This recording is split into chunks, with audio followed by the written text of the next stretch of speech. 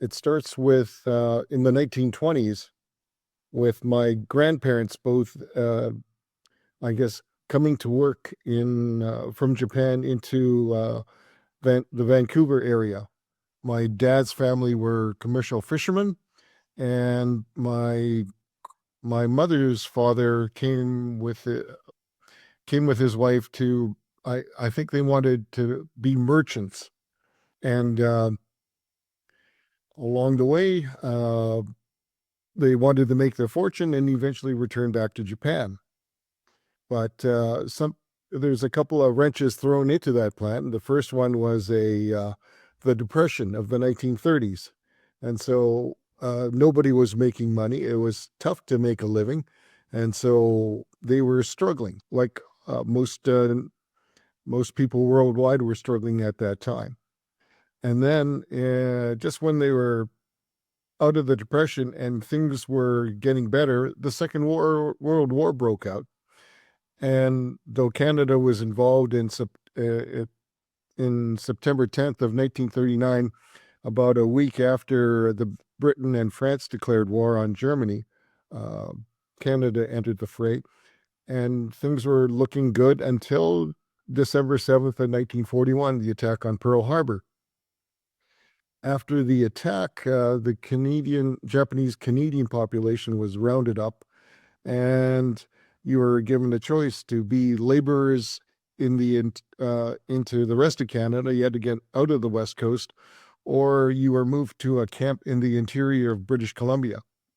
And so my mother's family went to a camp called Tashme in the interior of BC, and my father's family were laborers on a sugar beet farm in the province of Manitoba. And then after the war, they weren't allowed to return back to the West Coast. They had to move to anywhere but or back to a bombed out Japan. And both grandmothers sat down with the grandfather. We're not going back to Japan. Japan is a bombed out country. It's a total shambles. Our kids don't speak proper Japanese, so they'll be outcasts because after decades of learning sort of a Japanese slang language, it was they would not fit into society there. So they stayed afterwards and eventually built up a family. And then when I came along in the early 1960s,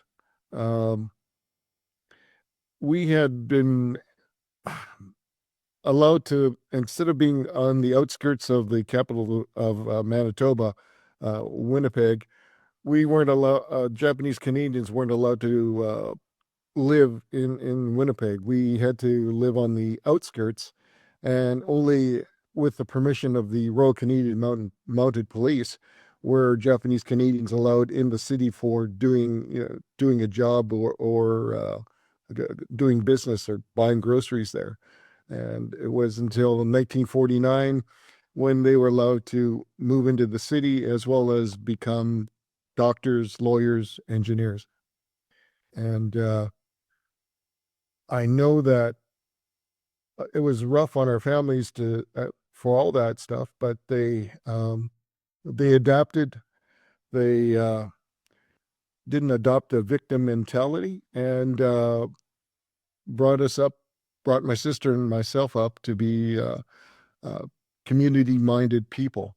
I credit my dad for that. He was always involved with the Japanese Canadian community as well as the Japanese Buddhist temple, as well as, what was good was that though the Japanese population was spread out throughout Canada, there was no Japantown. Like the Chinese were all in Chinatown, but we managed to integrate ourselves we had no choice actually to integrate ourselves into the rest of the population, and made barriers for us a lot where they were broken down a lot faster.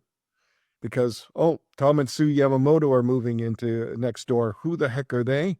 Oh, well, let's see. Tom he goes off to work, comes back. The kids, his kids are playing with my kids. They're going to my kids' school. Tom always complains about taxes and shoveling snow. and he's just like us. And so very quickly, it's like, oh, we don't even notice the difference. And so, in some ways, the forced relocation of Japanese Canadians, I think, and this is my opinion only, that it benefited the Japanese Canadians to get into, I guess, North American society a lot faster. So I'm sort of I benefited from that without going through the hardships that my parents and grandparents went through. So I was able to go through. Thank you. So, just hearing what you said about the labor camps and your parents and grandparents being put there, what was life like in a labor camp? Is it like a prisoner of war camp? Because they're not prisoners, they're loaded Well, off a it different. was like a prison then, at least the Tashmi one. Uh, if you go there, it's like communal living for families. It's like long barrack houses with maybe a blanket in between the family areas so that some families would have some privacy. But for, in the interior BC, they weren't used to the winters and they didn't have the winter clothing required because they were all in the coastal area of Vancouver, and it was quite a shock for them. So yeah, I don't know.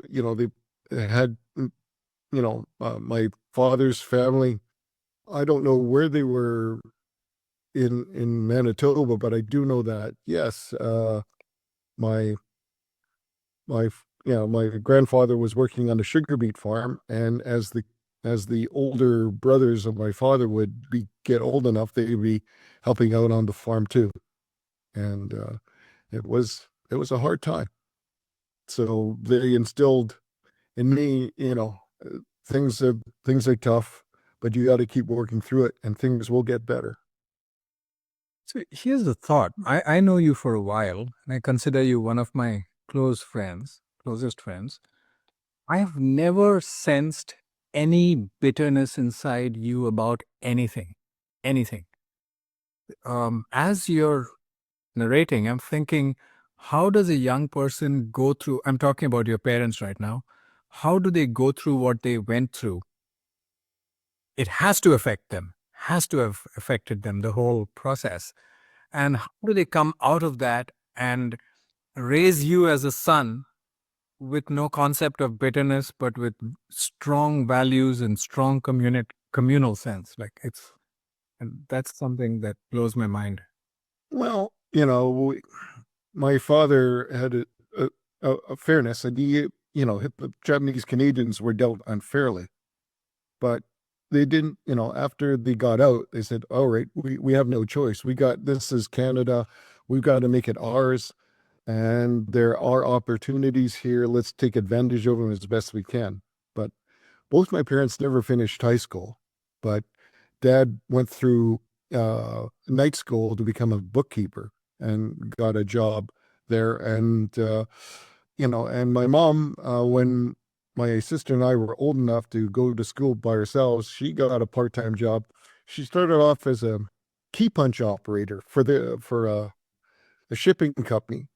Eventually got a job with the federal government of Canada, and started running programs for pensioners pay the pension checks would go out. The paychecks for the public servants would go out through her office. So it was a good time for her. She got a little bit more independent, and with the second job, and we were doing okay financially. And my dad learned to invest, sort of like a young Vin. He he got involved with investing, and made sure that my sister and I, my mom, we were all taken care of when he had passed. And so it was like, oh, we're okay. Oh. So no bitterness, because they told us the stories. And as a young boy, I was really upset because my grandparents were caught the brunt of it. And I looked at them as a 16-year-old when they were in their 80s and saying, how were these people a threat? And But so as a young man, yes, there was some bitterness, but I said, look, we're doing okay now. I mean, I went to university. I I had a great career. There's nothing to be bitter about. Yeah, that's wonderful. You've done so well.